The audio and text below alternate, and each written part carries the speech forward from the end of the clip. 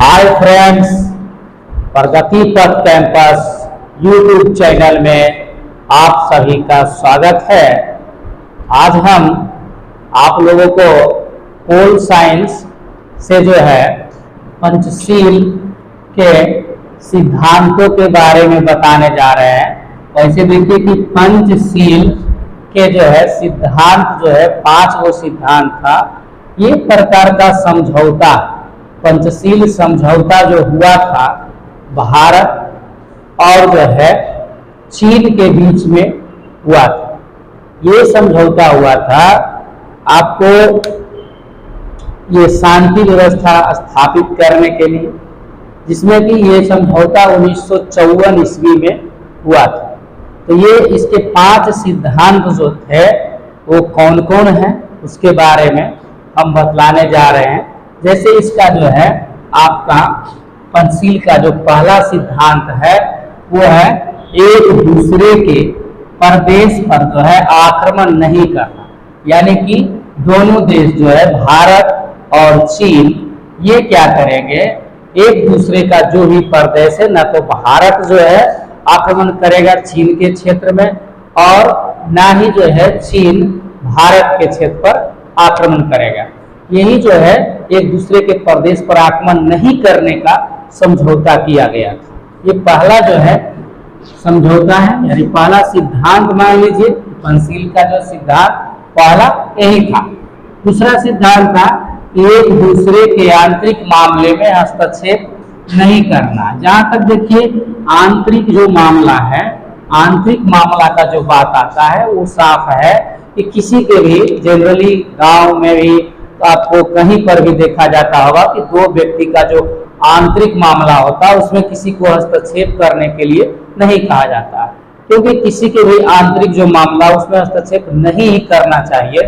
इसीलिए दोनों देश जो है ये सिद्धांत को रखा कि जो है ना तो चीन जो है कि भारत के आंतरिक मामले में हस्तक्षेप करेंगे और ना ही भारत जो है चीन के जो है आंतरिक मामले में हस्तक्षेप करेगा। यानी दोनों देश जो है एक दूसरे के आंतरिक मामले में हस्तक्षेप नहीं करेगा। ये दूसरा सिद्धांत था।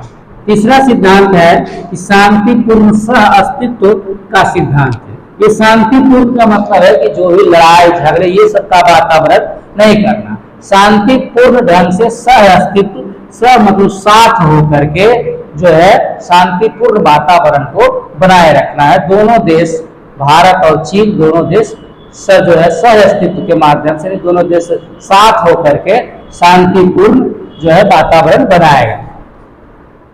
अगला पॉइंट है आपका जो ये चौथा पॉइंट है कि एक दूसरे का जो है प्रादेशिक अखंडता एवं सर्वोच्च सत्ता के प्रति पारस्परिक सम्मान की भावना देखना। यानी एक देश दूसरे देशों का जो भी प्रादेशिक अखंडता है या सर्वोच्च सत्ता के प्रति जो उसका सत्ता है उसके प्रति जो होना चाहिए सम्मान के दृष्टि से देखना।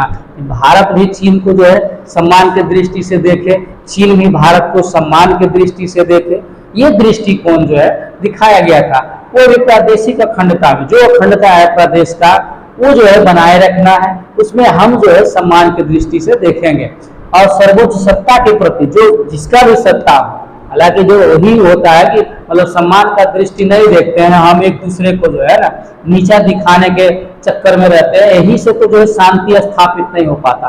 कहीं पर भी आप देखिए, किसी भी क्षेत्र में देखिए, अगर कोई व्यक्ति के पास अगर शांति नहीं है, क्यों नहीं है? क्योंकि वो जो है एक दूसरे को सम्मान की दृष्टि से देख ही नहीं रहा।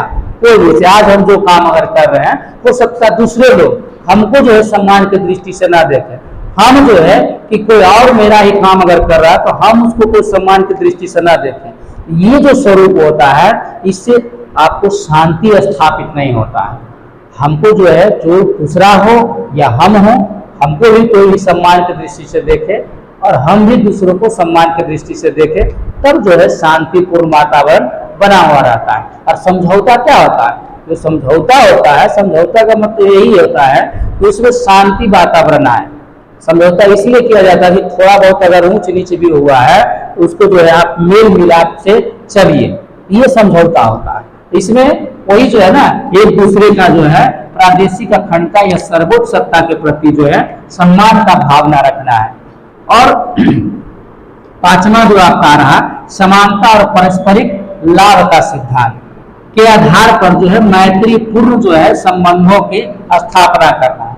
यानी कि जैसे समानता, एक दूसरे देशों के प्रति जो समानता है, पारस्परिक लाभ के सिद्धांत पर काम करेंगे। यानी जैसे अगर लाभ के, जैसे पारस्परिक लाभ का मतलब हुआ कि दोनों का लाभ होना चाहिए। जैसे चीन से भारत को लाभ हो और भारत को जो है चीन से लाभ हो। तो देखते ही होंगे जैसे चीन वाला सामान जो है भारत में मिलता था और जो भारत का सामान जो है चीन में मिलता होगा। तो ये कैसे हो रहा? पारस्परिक लाभ से अगर चीन सामान हमारे यहाँ बेच लेता है तो उसको भी लाभ हुआ, हमको भी लाभ हुआ, क्योंकि चीन का सामान हो सकता है हमको सस्ता में मिल गया हो। और ये मैत्रीपूर्ण वातावरण भी रहा। अब मित्रता रहेगा तब तो किसी के यहाँ कोई व्यापार करने जाएगा। अब डायरेक्टली कोई व्यापार करने जा सकता है? नहीं जा सकता है। जब मित्रतापूर्ण भावपूर्ण वातावरण है तब तो जा सकते हैं। समानता दिखाएंगे तब। अगर आप किसी के पास जाते होंगे, अगर आप में समानता आपको दिखाता होगा तब आप उसके पास जाते हो। समानता नहीं दिखाएगा आप नहीं जाइएगा। क्यों नहीं जाइएगा? क्योंकि आपको समानता दिखा ही नहीं रहा है। तो आप जो है आपको लाभ भी वहां होगा, समानता नहीं दिखाया जाएगा तो आप जो है लाभ को भी त्याग दीजिएगा। इसलिए सबसे ज्यादा जरूरी है कि मतलब जो है समानता और पारस्परिक लाभ का जो सिद्धांत है उसके आधार पर जो है मैत्रीपूर्ण संबंध की स्थापना करना है। क्योंकि समानता दिखाएंगे और दोनों को लाभ के काम, अकेले लाभ अगर सोचेंगे तो उसमें जो है कभी भी मैत्रीपूर्ण वातावरण नहीं हो सकता। दोनों का लाभ होना चाहिए। जब दोनों का लाभ लेंगे तब जाकर के जो है मैत्रीपूर्ण संबंध स्थापित होगा। तो इस तरह से जो है यही जो 5 सिद्धांत था पंचशील का, 5 सिद्धांत दिया गया था। और ये पंचशील सिद्धांत जो है हमको क्या था? मैत्रीपूर्ण वातावरण बनाने के लिए था। लेकिन फिर भी आप जानते होंगे या देखे होंगे इस सिद्धांत को भी जो है ना समझिए कि उल्लंघन कर दिया गया था। और ये उल्लंघन करने वाला कोई भी नहीं था, चीन था।